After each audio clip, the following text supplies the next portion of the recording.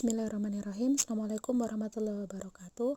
Anak-anak, Bu Guru akan membahas tentang presensi kalian pada pagi hari kemarin, yaitu menyebutkan 3 tanaman yang berkembang biak dengan cara bertunas. Ada beberapa tanaman yang kalian sebutkan di sini. Kita lihat sebentar ya, kalian melihatnya. Pertama pisang, kedua bambu, ketiga tebu, keempat cemara, kelima stroberi, keenam daun cocor bebek, ketujuh bunga wijaya kusuma, kedelapan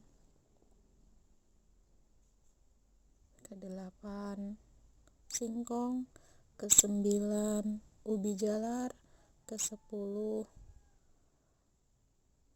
jahe, dan ke-11 kentang. Ya, ada 11 tanaman yang kalian sebutkan di sini. Kita bahas satu persatu. Yang pertama adalah pisang. Pisang betul berkembang biak dengan tunas. Oh iya, sebelum Bu Guru kita bahas betul atau salahnya, tepat atau tidaknya, Bu Guru jelaskan sekilas dulu apa itu tunas. Jadi tunas adalah calon tumbuhan baru yang tumbuh sebagai anakan di bagian tertentu tumbuhan, dan bentuknya biasanya berupa kuncup atau kecambah yang bisa berupa batang, ada daun muda, daun yang masih muda, kemudian ada juga calon bunga atau calon buah. Nah, tunas ini ketika diambil, dipisah dengan induknya lalu ditanam, dia akan dapat tumbuh dengan sendirinya. Itu dinamakan tunas. Nah, sekarang kita bahas satu persatu dari jawaban kalian. Pertama, pohon pisang.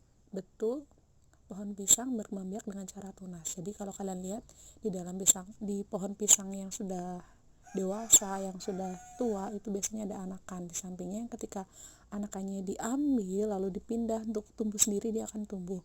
Begitu juga bambu dan tebu. Lalu bagaimana dengan cemara?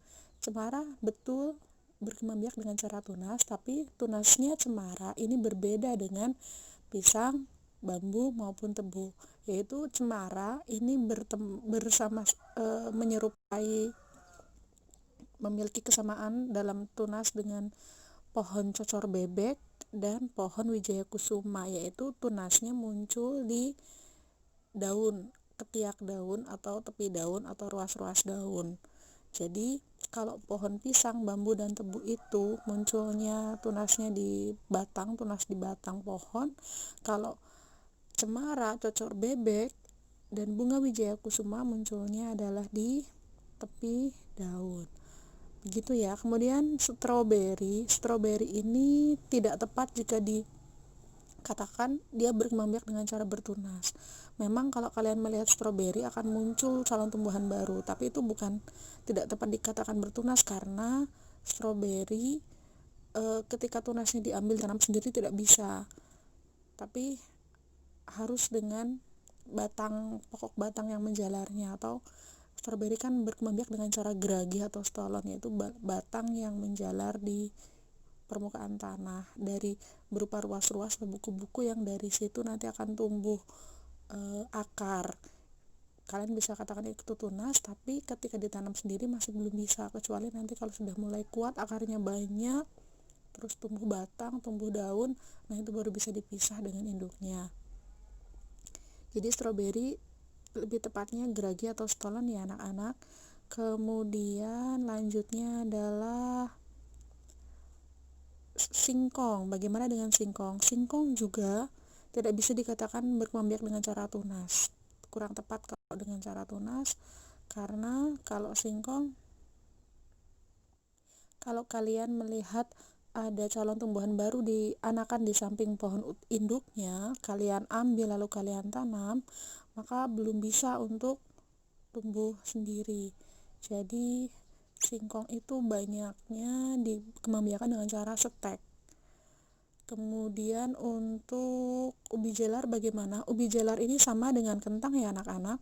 Jadi dia berkembang biak dengan umbi batang. Walaupun muncul nanti ada tunas akar dari umbi batang tersebut, kalau kalian ambil tunas akarnya itu lalu ditanam tidak bisa berkembang. Kalian menanamnya harus dengan umbi batangnya. Kemudian mirip dengan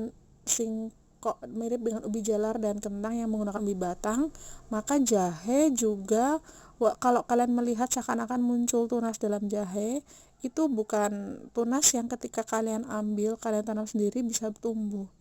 Tapi jahe itu menggunakan rimpang atau akar tinggal atau rizoma, yang kalian harus menanamnya dengan rimpangnya, dengan akar tinggalnya atau dengan rizomanya. Tidak bisa tunas yang muncul dari ruas-ruas rimpang itu kalian ambil lalu kalian tanam lalu akan bisa tumbuh, tidak bisa.